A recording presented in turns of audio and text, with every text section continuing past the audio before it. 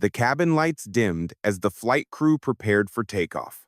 Row 1 Ampere, a first-class seat lined in cream leather, belonged to 19-year-old Zara Coleman. She'd just settled her tablet when the captain himself stormed out of the cockpit. "You again?" he barked at a flight attendant. "Who let this passenger up here?" Zara looked up, startled. "Excuse me?" The pilot's eyes narrowed. First, class is reserved for executive clients, not stowaways. The attendant stammered, "She has a boarding pass, sir." His hand moved faster than thought. A sharp backhand meant to humiliate, not harm. Gasps erupted. Zara's cheek burned. Her pride did not. She straightened, voice low and steady. "Touch me again, Captain, and you'll regret every second you ever wore that uniform." He sneered. "You don't have the power to threaten me." Zara's reply was ice. "No, but I own the wings you fly on." Welcome to Respect Wind Stories, a place where powerful tales come alive, and every word carries meaning. No matter where you are watching, from New York, Texas, California, or anywhere across the United States, even from the other side of the world, I would love to know where you are joining from today. Share it in the comments below. And while you do, sit back, relax, and let your heart open to a story that will move your soul and spark your imagination. Every story here carries a message, because in the end, respect always wins. Let us begin. Zara Coleman wasn't just another traveler. She was the invisible architect behind Skystream Airlines, a coding prodigy turned venture billionaire. She'd acquired the airline in secret to rebuild it from within. No PR, no press, just purpose. Her mission: to see how people behaved when they thought she was nobody. This flight, however, wasn't a test, it was exposure. The pilot's arrogance wasn't new, but this was the first time it hit her skin. Behind her calm eyes, Zara was already calculating the cost of his mistake. Because when power hides in plain sight, ignorance tends to slap first and pay later. The cabin had gone silent, the slap still echoing like thunder in the pressurized air. The pilot, Captain Drew Harkins, stood tall, breathing hard, trying to disguise the tremor in his hands. The passengers stared, unsure whether to intervene or hide behind their screens. Zara Coleman sat perfectly still. Her cheek glowed red where his hand had struck, but her expression never wavered. She turned her head slowly toward the window, drawing one calm breath, then another. Her silence was disarming, terrifying even. A flight attendant, pale with shock, whispered, "Captain, you just hit a passenger." Harkins straightened. "An unverified passenger," he snapped. "This girl doesn't belong in first class."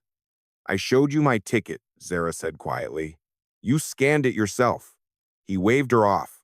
"Counterfeit. Happens all the time. Now get to the back before I call airport security." Phones were already out. The man across the aisle, a lawyer by the look of his suit, had his camera rolling.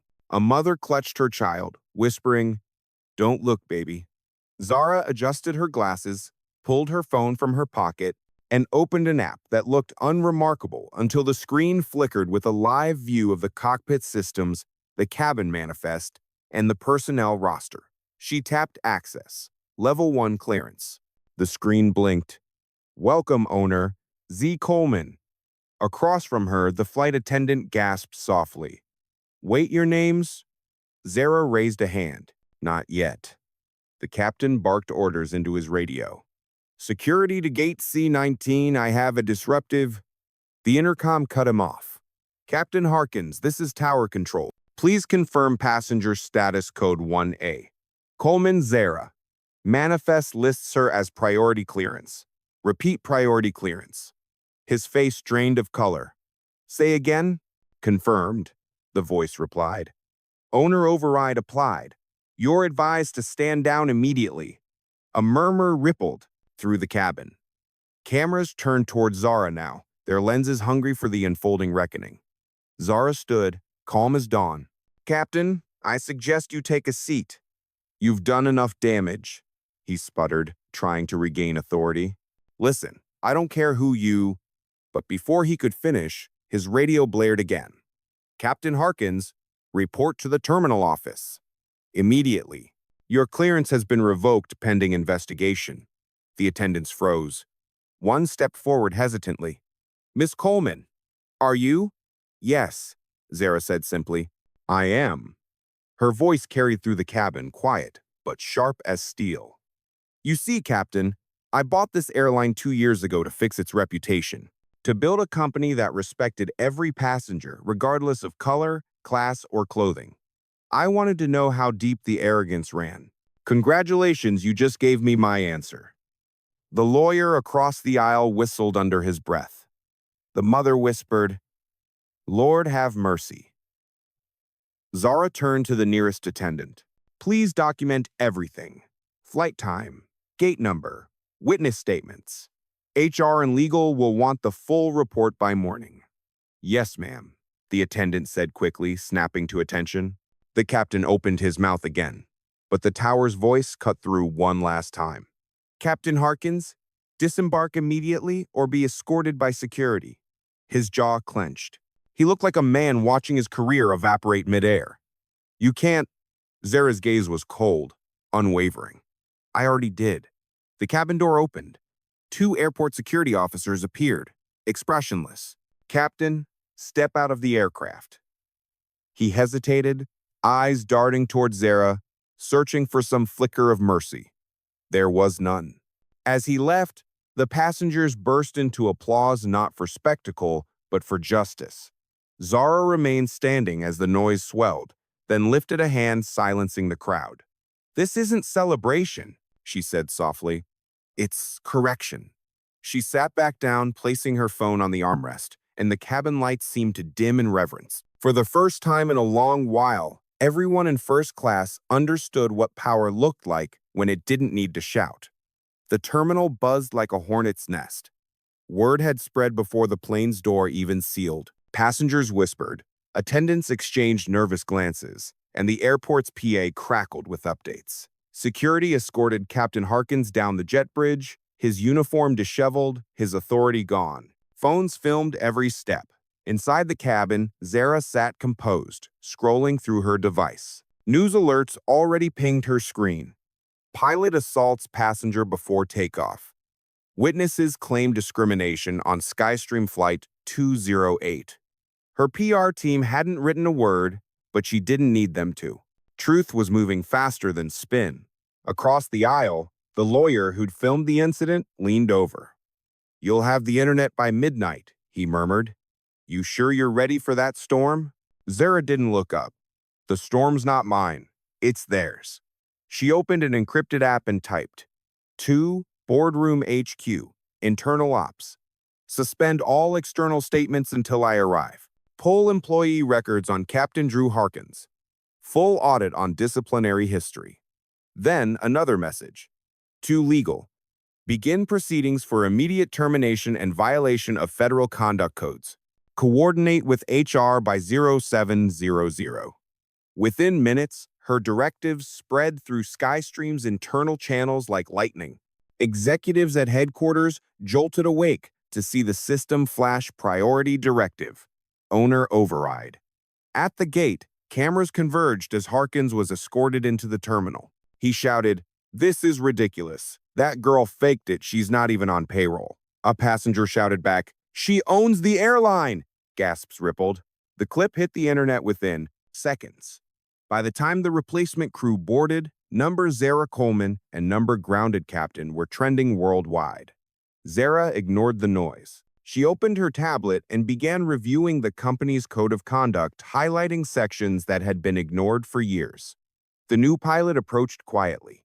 "Miss Coleman," he said, voice respectful, "we're ready for takeoff when you are." Zara gave a small nod. "Let's go home." As the engines rumbled to life, she gazed out the window, her reflection fractured by city lights. "Every empire forgets who built it," she murmured. The attendant beside her hesitated. "Ma'am, are you okay?" Zara smiled faintly. "I've been better, but I've also been poorer." When the jet lifted into the night, she finally allowed herself to breathe. Her cheek still stung, but she refused to touch it. She wanted the pain to stay until the lesson was complete. Hours later, While most of first class slept, Zara's phone buzzed again. It was from the chair of the board. "We've seen the footage. Are you certain you want to go public?" She replied instantly. "No statements, just actions. Let the world find out who I am on their own." Her plan was simple. No interviews, no press releases, no speeches. Let arrogance expose itself. Let justice reveal her name naturally, one headline, one whisper at a time. Down below, airport terminals on 2 continents buzzed with the footage. Comment sections erupted in disbelief and rage. One post read, "He hit her thinking she was powerless. Now he's jobless." Another, "That calm? That's generational power." By the time the plane landed, Skystream's shares had surged 12% from public sympathy alone. The board, shaken but grateful, awaited her arrival. As she stepped through the VIP terminal, security cleared a path. She moved like quiet thunder, no entourage, no flash, just presence. Waiting by the private car was Victor Chen, her head of corporate security. "Miss Coleman, the pilot's been detained for questioning. HR has issued the termination order." "Good," she said simply, "but I don't want vengeance. I want reform." Victor nodded. "Already started. Full conduct retraining for all flight staff within 72 hours. Zara paused before stepping into the car. "And make it personal. Let them learn what dignity feels like." He gave a short bow. "Understood, ma'am." As she closed the door, the first flash of dawn brushed the horizon. Her cheek had faded from red to pale gold in the early light. "Every empire forgets who owns the wings," she whispered, "until they're reminded mid-air." By the time Zara reached Skystream's corporate tower, the marble-floored lobby felt like a courtroom. Employees who had once walked past her without a glance now stood stiffly as she entered. Every screen in the building glowed with the same freeze frame, the pilot being escorted away, her calm face in the background. Victor Chen met her at the elevator. "Board's been waiting 2 hours," he said. "Let them wait 2 more," Zara replied, voice steady. "It's time they learn patience." When she finally stepped into the top-floor conference room, 12 executives rose automatically. At the head sat interim chairman Daniel Frost, a man twice her age and half her conviction. "Miss Coleman," he began, "we all saw what happened. On behalf of the company—" "Don't apologize to me," she interrupted. "Apologize to the passengers who watched it and wondered if they'd be next." The room fell silent. Zara placed a slim folder on the table. "These are internal complaints from the last 5 years. Racial bias, harassment, verbal abuse. Every single one resolved with a training memo. How many more had to happen before someone lost their job?" One director shifted uncomfortably. We were unaware of the extent." "You were aware enough to bury them," she said. "Ignorance isn't an excuse. It's a choice." Frost cleared his throat. "Public sentiment is volatile. We suggest a temporary leave for all senior staff." Zara's gaze cut through him. "No. Temporary leaves are what companies do when they hope people forget. I don't want forgetfulness. I want reform." She tapped the folder. "Effective immediately, Skystream will create an independent oversight council. Employees, passengers, advocates. Transparency won't be a slogan. It'll be policy." Another executive protested, "That could expose us to lawsuits." "Good," she replied. "Accountability should sting." She stood, her reflection mirrored across the table's glass. "You think this is about me? It's not. It's about every flyer treated like turbulence instead of a person." Frost tried to salvage control. "Miss Coleman, you must realize the board can't approve." Zara turned toward him slowly, eyes calm but unyielding. "Daniel, I don't need approval. I own the majority share." A murmur swept the room. Even Frost's practiced poise cracked. "You're—" he began. "Yes," she said simply. "The silent owner, the one who believed integrity could still fly." The silence stretched, thick as cloud cover before a storm. Then Frost exhaled, defeated. What do you intend to do? Zara glanced out the window at the city below.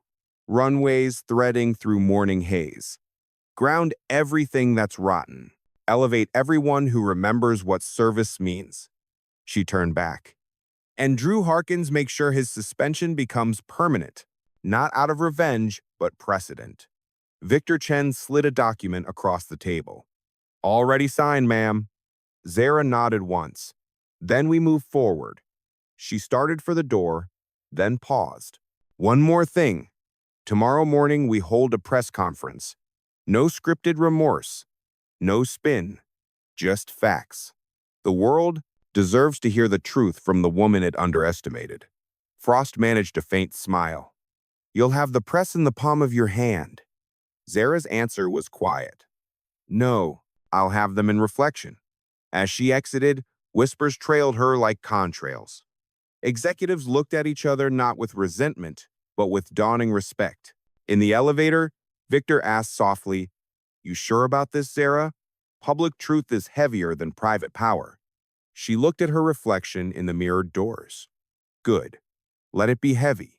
Maybe it'll keep the rest of them grounded. The elevator chimed.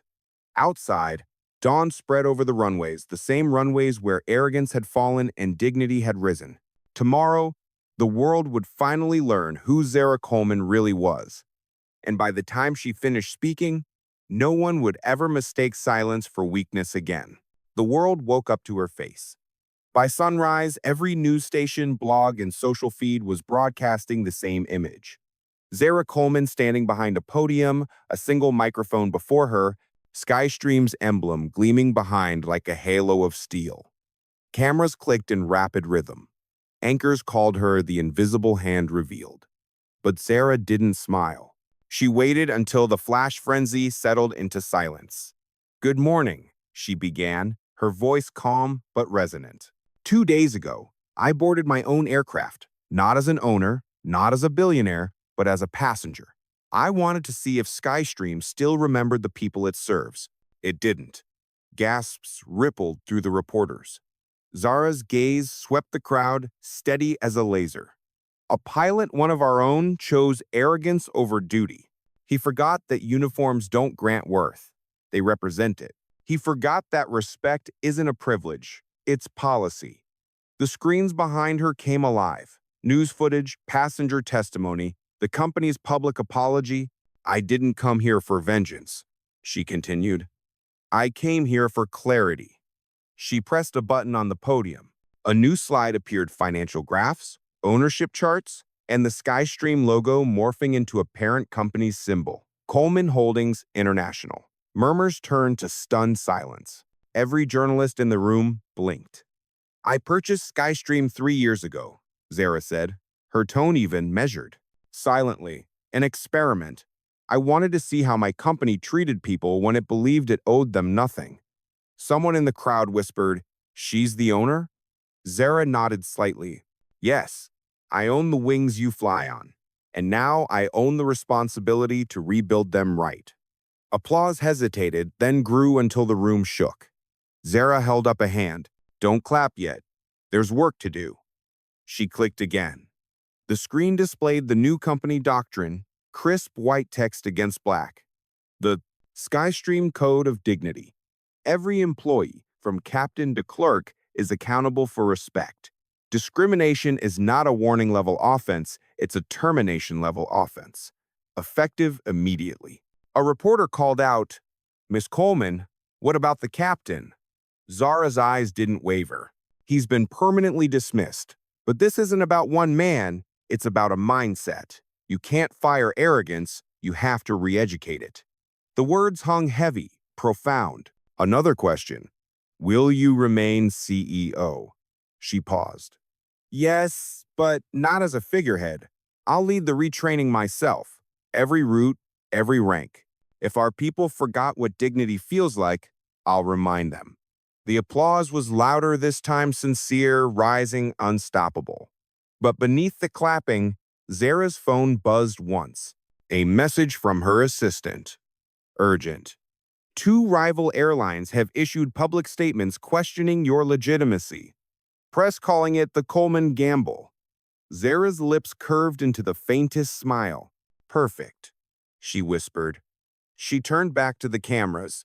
To those who doubt me, watch the skies. We'll show you how respect performs in real time. Her closing words were calm, almost whispered, yet they rolled across the room like thunder. Power doesn't need noise. It needs purpose. And purpose always wins. The reporters surged forward, shouting questions, but Zara was already stepping away from the podium. Her security detail parted the crowd as flashbulbs exploded like fireworks. In the corner, Victor Chen watched, pride glinting in his eyes.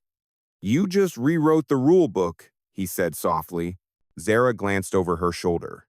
Not the rule book, she corrected. The altitude? Outside, the world roared Airline scrambling to issue statements, investors rushing to align, passengers cheering online. But inside the press room, silence lingered, charged with awe. Everyone who had doubted her finally understood. The slap had been an insult. Her response was an empire. 2 days after the press conference, boardrooms across the world buzzed with panic. Stock tickers blinked red and green like Morse code from a storm. Rivals who had smirked when Skystream stumbled were now the ones explaining to investors why a 19-year-old woman had outmaneuvered them in 48 hours. Zara Coleman sat in her penthouse office. Lights dimmed, screens alive with market feeds. Victor Chen entered carrying a folder thick with reports. 3 airlines formed an alliance overnight, he said. They're calling it the Fair Sky Coalition. Sounds noble, but their lawyers are drafting a motion to block your new regulations. They say you're monopolizing morality. Zara looked up from her monitor, one eyebrow raised. Good. That means they finally noticed the moral deficit.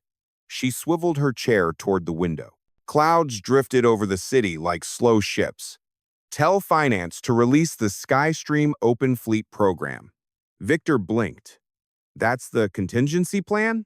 Phase 2, she confirmed. Every smaller regional airline that agrees to the Code of Dignity gets free access to our navigation software, maintenance contracts, and discounted fuel rights. I'm not fighting the big 3. I'm surrounding them. Victor gave a short whistle. You're weaponizing generosity. Correction, Zara said. I'm standardizing decency. By noon, her strategy went live. Skystream's website crashed under the traffic. Hundreds of independent carriers signed within hours. Social media lit up with the hashtag number FlyFair. Reporters called it a corporate coup disguised as kindness. Across the ocean, the rival coalition held a frantic emergency meeting. Leaked footage later showed their CEO shouting, "She's turning ethics into leverage. We can't compete with virtue for free." But Zara wasn't finished. She stepped onto her office balcony to film a single, unscripted statement for Skystream's feed. No podium, no graphics, just her. City lights flickering behind. They called reform a risk. I call it insurance. We've grounded arrogance once. Now we're clearing the whole sky. The clip lasted 23 seconds. Within an hour, 70 million views. At headquarters, the board gathered to watch the reaction curve spike upward. Frost, once skeptical, finally said what none dared to. She's untouchable. Zara turned from the screens. No one's untouchable. That's the point. That night, her phone buzzed an encrypted message from a rival executive she had once mentored. Meet me privately. We need to talk before this becomes war, she agreed. They met in an empty hangar, the same smell of jet fuel and steel that had followed her since childhood. The man looked worn, tie loosened, pride fraying. Zara, he began, you've made your point, but you're tearing the industry apart. She folded her arms, then rebuild it with me. He laughed bitterly. You think these old giants will ever bow to you? Zara's voice softened. I don't need them to bow. I just need them to learn to land. He stared at her, realizing she wasn't bluffing. You already own the software that runs their fleets, don't you? Her silence was answer enough. The next morning, the coalition collapsed. The public had sided with her. Investors abandoned the rivals. One by one, their CEOs resigned live on camera. Reporters dubbed it the fall of the first-class cartel. Zara watched the broadcasts from her office, expression unreadable. They thought leadership was altitude, she murmured. Turns out it's balance. Victor joined her, holding fresh analytics. You've just become the most powerful figure in aviation. She shook her head. No, the passengers did. I only reminded them how much their seats were worth. He smiled. Then, what's next? Zara turned toward the window, the skyline glowing beneath the rising Sunday. Next, we stopped thinking of this as air travel. She paused, the faintest hint of a grin. It's human travel now. And somewhere across the world, grounded planes were repainted overnight, Skystream's silver wings replacing old emblems. The words, every soul aboard, glinting under floodlights. The revolution wasn't just airborne anymore. It was airborne forever. 3 weeks later, the world's skies looked different. Airports that once flaunted gold logos now carried silver banners reading, "Fly Fair." The movement Zara had sparked had turned into a standard. Her rivals had fallen quiet. The noise of arrogance had burned itself out. But peace never lasts long at altitude. In a private hangar outside Zurich, Zara met with the remaining holdouts, 3 legacy carriers who still refused to sign the Code of Dignity. They'd arrived with their lawyers, their pride, and their last chance. The lead executive, a gray-haired man with a diamond-pinned tie, started without greeting. You may control the narrative, Miss Coleman, he said, but you don't control the economy.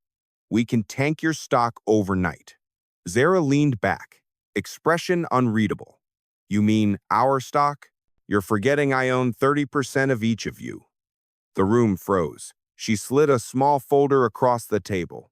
Inside were purchase records, months-old acquisitions through subsidiaries of Coleman Holdings. You were too busy mocking my policies to check who was buying your silence, she said.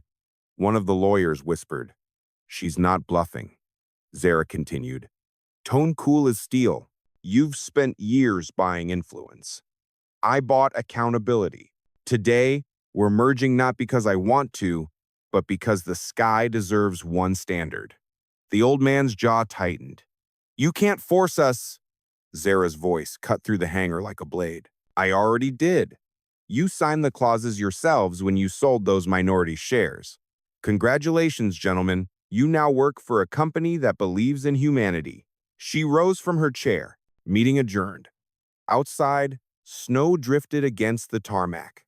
Victor was waiting by the car, phone in hand. It's done? He asked. Zara nodded. They folded. Pride's heavy. Bankruptcy's heavier. He grinned. You've just unified global aviation under one code. She exhaled slowly, her breath misting in the cold air. No, she said. I unified behavior. The planes were easy. As they drove toward the city, her phone vibrated with a flood of messages. Newsbreak. Skystream completes historic acquisition. Another headline. From passenger to powerhouse, the girl who changed the sky. Zara closed the screen. They'll turn it into a fairy tale, she murmured. They'll forget the cost.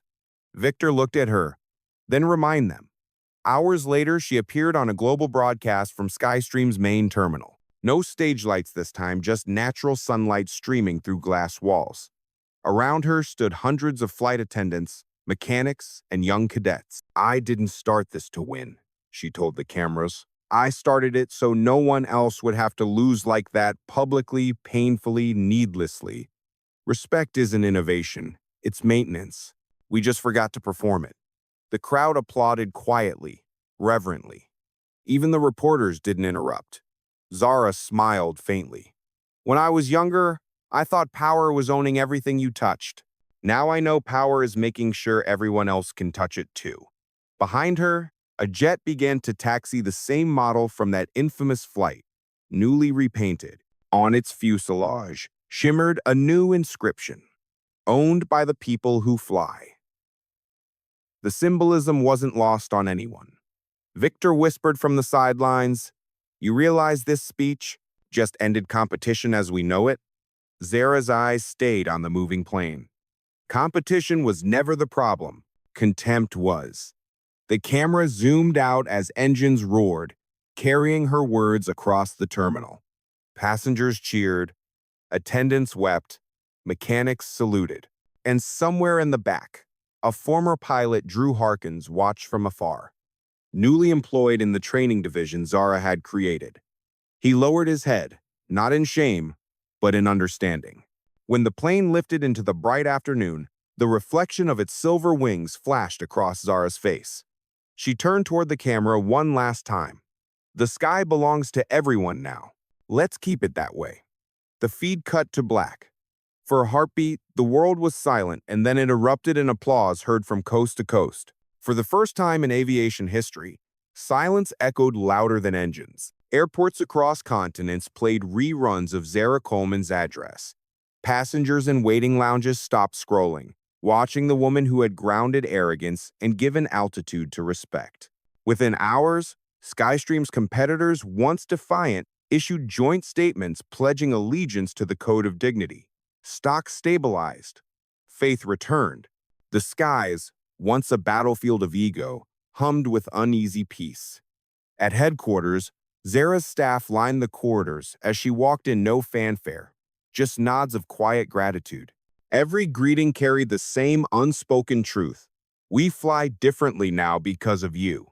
Victor met her outside the strategy room, his tablet filled with updates. The unions have accepted the new contracts.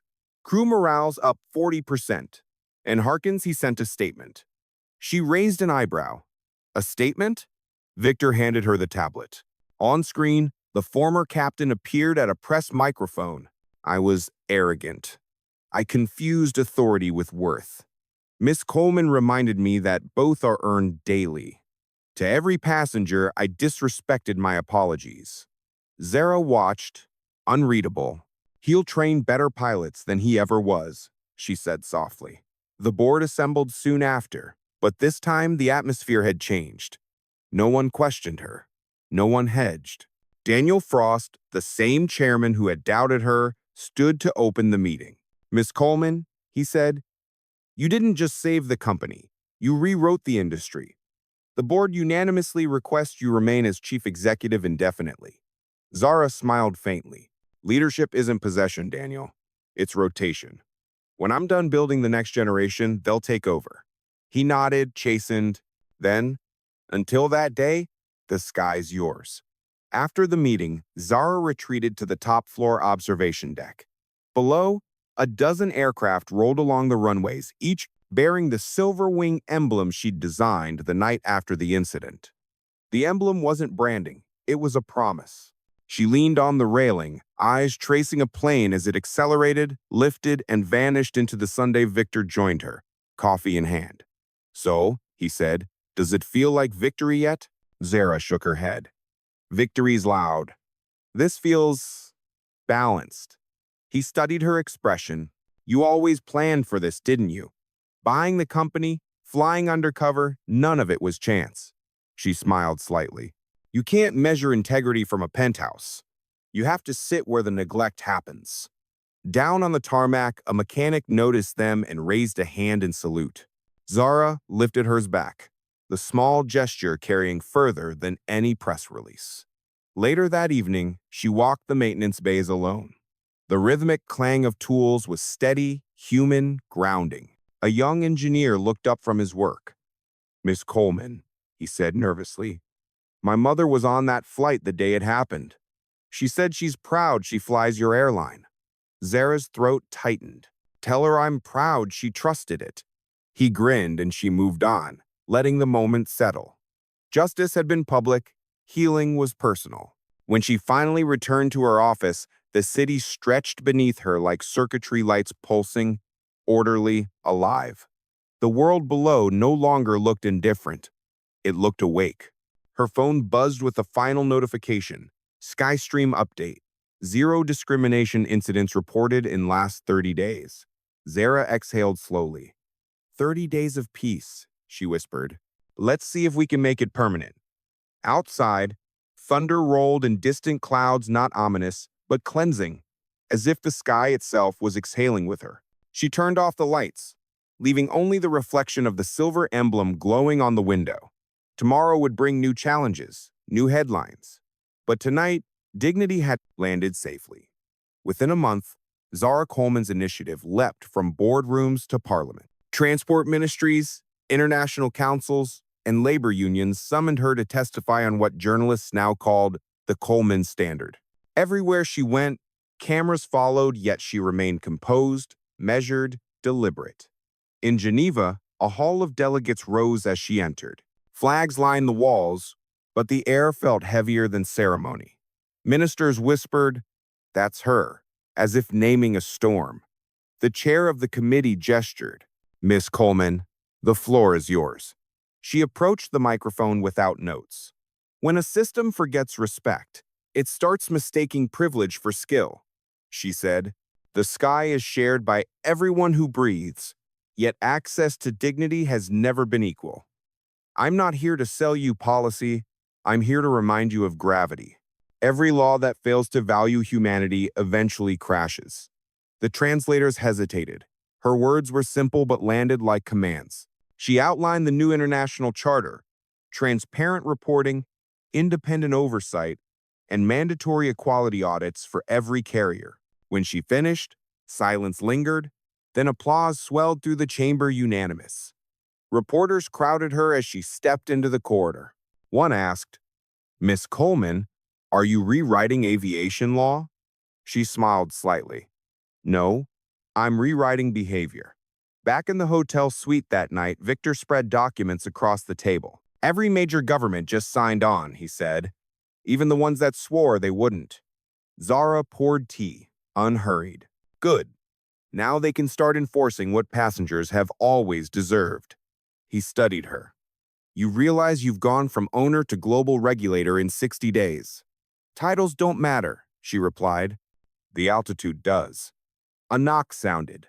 A courier entered with a velvet box and an envelope embossed with the seal of the International Aviation Council. Zara opened it. A metal shaped like twin wings, silver on one side, mirror bright on the other. The letter read, "For service to human dignity at 30,000 feet and beyond." She ran a thumb across the metal's edge. "Funny," she said, "they finally found a way to make humility shiny." The next morning, she and Victor boarded a test flight of Skystream's newest aircraft, powered entirely by clean fuel. The crew greeted them not with titles, but with smiles. As the plane climbed, Zara looked down at a world stitched together by light. "Do you hear that?" she asked. Victor frowned. "Hear what?" "No shouting. No chaos. Just air." He nodded slowly. "Peace sounds expensive." "It always was," she said. "We just stopped paying attention to the cost." When they landed, a crowd awaited on the tarmac: pilots, engineers, passengers, holding banners that read "Thank you, Zara," and "Every soul aboard." Children waved model planes. Mechanics held up grease-stained hands in salute. Zara stepped forward, accepting nothing, giving everything in a single nod. A journalist shouted over the cheers, "What's next for you, Miss Coleman?" She paused. "Next? I make sure this lasts without me." That evening, she drafted one final directive. "The Coleman Trust shall manage Skystream after my tenure. Profits exceeding operational needs will fund scholarships for future aviators, mechanics, and leaders from underrepresented communities." She signed it, sealed it, and slid it across the desk to Victor. "When the day comes, open this." He frowned. "The day for what?" "For when the world forgets again." It always does. That letter reminds it to remember. Through the window, the horizon bled into twilight purple. Gold, endless. Another jet climbed into the clouds, its engines low and confident. Zara watched until it disappeared, then whispered, "That's what equality should sound like: steady, effortless routine." 5 years later, the world moved on, but it moved better. Airport terminals had changed. Wider aisles, calmer faces, uniforms without hierarchy stitched into the seams.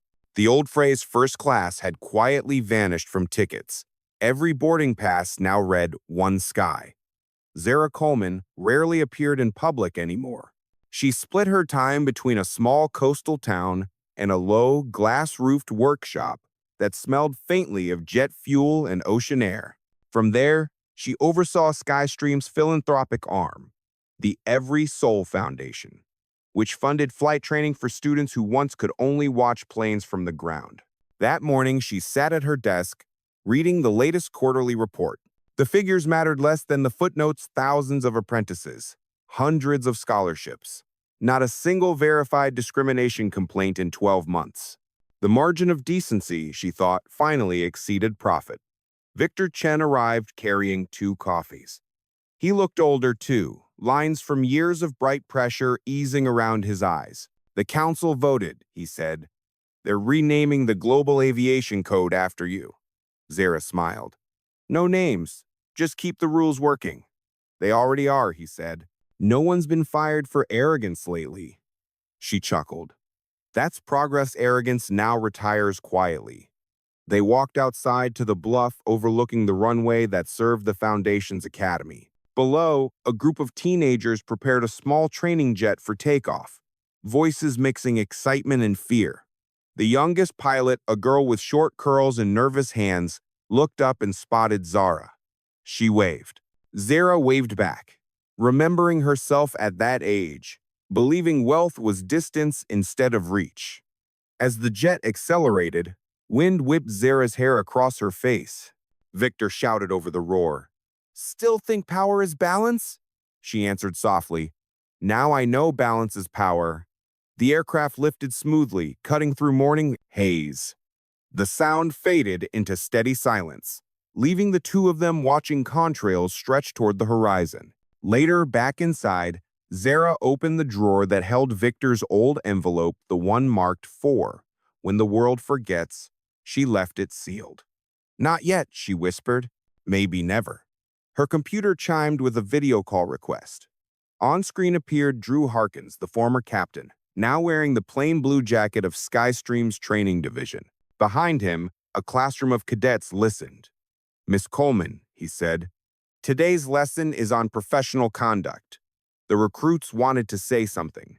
The students rose in unison. "Thank you," they said. Zara's throat tightened. "Keep the sky honest," she replied, then ended the call before tears betrayed her composure. Evening settled. The lights of the Foundation's runway shimmered like a necklace across the dark water. Victor leaned against the doorframe. "You ever miss the noise, the headlines, the adrenaline?" Zara shook her head. "Noise proves you're seen. Silence proves you're trusted." He smiled. "Then the world trusts you completely." "Good," she said. "Now it can outgrow me." Outside, the academy students prepared for a night flight. Their instructor's voice carried faintly on the wind. "Remember the rule that built the sky, every soul aboard." Zara closed her laptop, the glow fading. The legacy was self-sustaining now, written not in contracts, but in conscience. She turned off the lights and stepped out onto the terrace. Overhead, a single plane climbed through scattered stars, engines steady, navigation lights blinking red, green, white in rhythm with her heartbeat. She whispered, "Fly fair, whoever you are." And the words drifted upward, carried by the same air that had once carried insult, outrage, reform, and finally peace.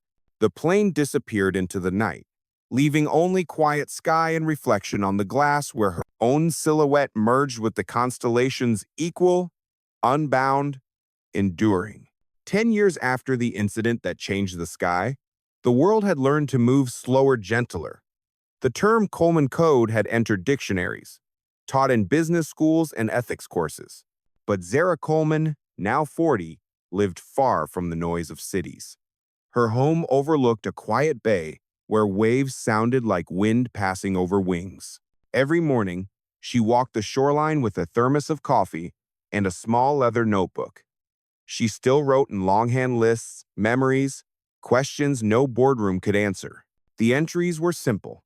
How do we keep empathy alive after applause fades?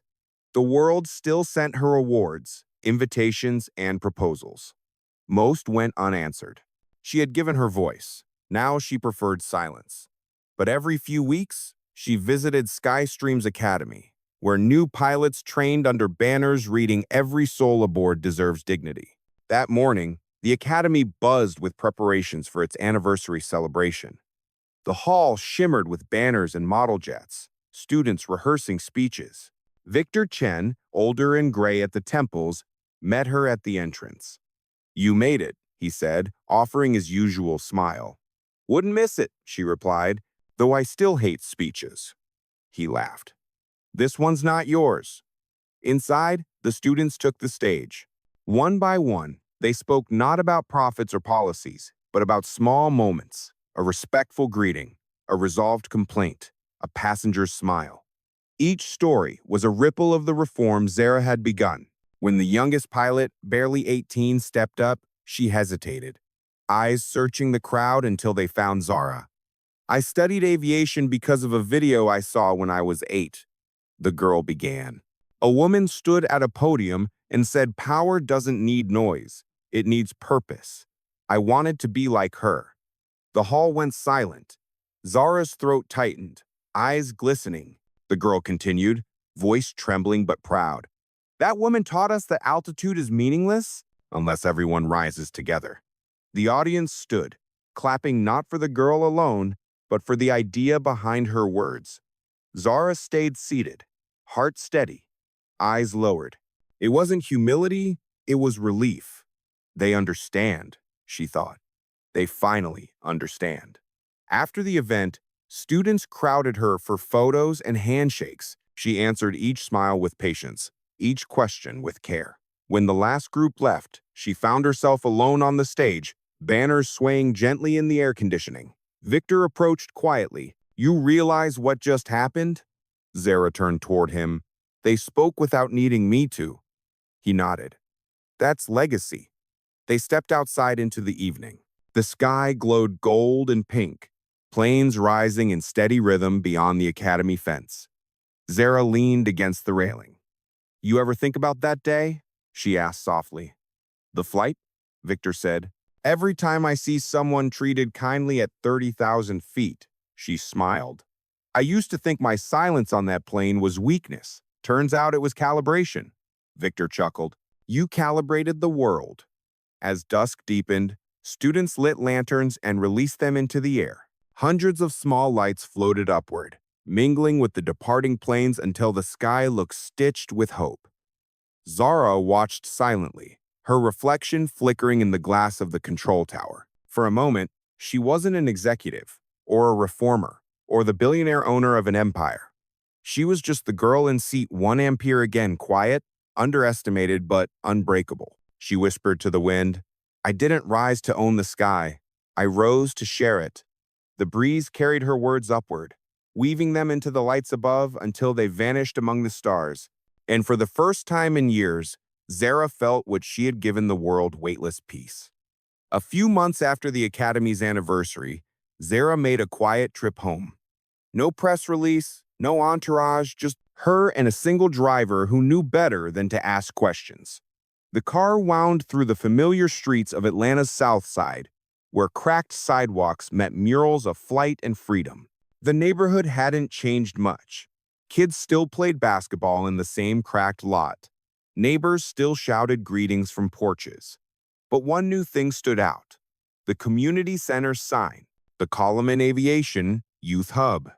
Underneath, a smaller inscription read, "Founded in honor of Zara Coleman, who taught us to rise." Zara stood in front of it, stunned. She hadn't funded this project directly. Someone else had, likely one of her former scholarship recipients. A ripple effect she hadn't expected. Inside, the walls were covered with photos. Students building drone prototypes, girls in flight suits, smiling families watching their first air show. At the center of the hall stood a model jet signed by dozens of young cadets. A group of children ran past, laughing. One stopped and looked up at her. "Hey," he said, squinting. "You look like that lady from the posters." Zara smiled. "Do I?" He nodded solemnly. "She's the reason we get free flying lessons." Zara crouched down to his level. "And what do you want to be?" He grinned wide. "A pilot who says good morning to everybody." Her chest tightened. Then you'll be better than most captains I've met, she said. As the boy ran off, an older woman approached his grandmother, by the looks of her. She wore an apron and a knowing smile. Didn't think I'd ever see you here again, baby girl. Zara blinked. Miss Elaine? The woman nodded. You used to sit at that corner table after school, drawing airplanes on napkins. Now look at you, airplanes got your name on them.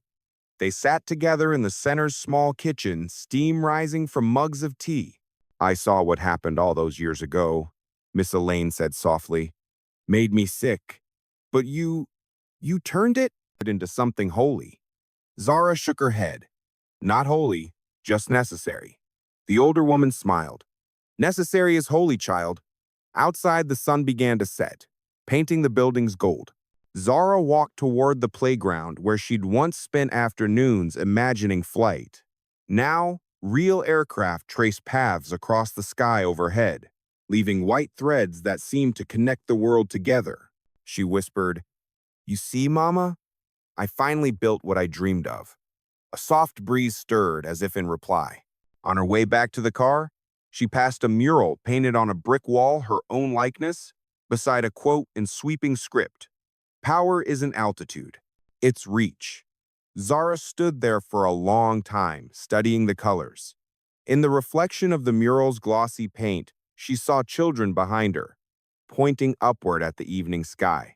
None of them knew the pain that had started her journey, and that was exactly how it should be. When Victor called that night, his voice carried the easy warmth of friendship forged in shared storms.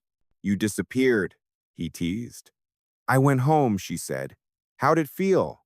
Like closure, she replied. Like breathing without the past chasing me. He paused. Then you did it. You gave peace altitude. Zara looked out at the neighborhood lights flickering on one by one. No, she said softly. We all did. Every person who refused to let ignorance be the final story. A plane roared faintly overhead, its red lights blinking against the indigo sky. For once, she didn't look up with analysis or ownership, just gratitude. The sky, after all these years, finally felt shared. Dawn over the coast looked the same as ever, mist curling above the water, gulls drifting like paper scraps in the pink light. But for Zara Coleman, the sky no longer meant ambition. It meant calm. She woke early, padded barefoot to the terrace, and poured coffee into a chipped mug her father had used years before. The steam rose into the chilly air, vanishing where sunlight began. On the horizon, the first flight of the day arced east, a silver glint crossing the Sunday morning, Dad, she whispered. A framed photograph stood on the railing. Her father in his mechanic's jumpsuit, the man who'd first told her, every plane is a promise, you just have to keep it. She smiled.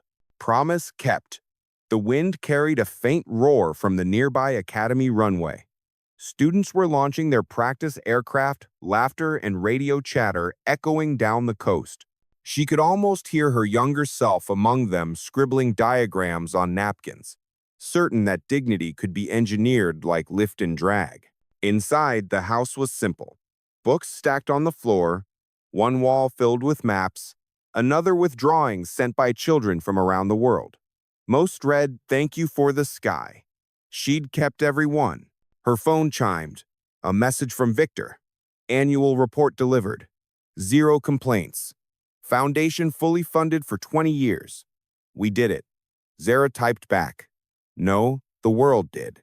She slipped on a jacket and walked the path down to the beach. The tide had pulled back, leaving smooth sand etched with tiny spirals from crabs. She drew a single word with her shoe. Grace. When the sun broke the horizon, the water turned to glass. For a moment, the reflection looked like another sky one she could step into. Maybe, she thought, legacy is just reflection, what the world sees after you stop speaking. Behind her, she heard footsteps. A young woman approached, carrying a clipboard and the confident stride of someone who had inherited responsibility. Miss Coleman? Sorry to bother you. I'm Aria Nguyen, the new director of the foundation. Victor said you'd be here. Zara smiled. Congratulations. You're the pilot now.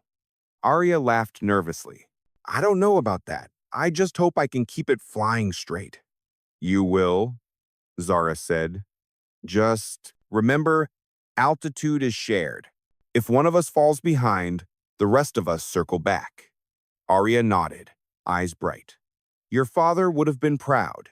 Zara looked back at the photograph still on the terrace. He already was. He just didn't say it out loud. They stood watching the ocean for a long time. When Arya finally left, Zara remained, tracing the horizon with her gaze until sea and sky blurred together. A gull swooped low, its wings casting a fleeting shadow across her face. She thought of the girl in 1 Ampere, the one who stayed quiet, calculated, endured. She thought of the captain who learned humility, the passengers who filmed truth, the engineers who rebuilt policy from conscience.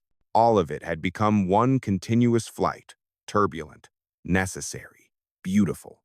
She whispered, "We're all still aboard." The wind rose, carrying the words outward. High above, another plane crossed the clouds, sunlight flashing off its fuselage. For a heartbeat, its reflection shone across the water and over her face like a blessing. Zara lifted her mug in salute. "Fly fair," she said. Then softly and land kind. She turned back toward the house, footprints fading behind her with the tide. In the sky overhead, contrails stitched themselves into a single silver thread that slowly unraveled, leaving nothing but open blue. And somewhere between ocean and air, the echo of her father's voice seemed to answer, "Every soul aboard, my girl, every one." The end. And that is another story shared here on Respect Win Stories. If this one touched your heart, inspired you, or made you think, please hit that like button and subscribe. It truly helps us bring more powerful stories your way. Drop your city or state in the comments and let us see how far these stories travel across the world. Remember, no matter the struggle, no matter the ending, respect always wins. See you in the next story. Bye-bye.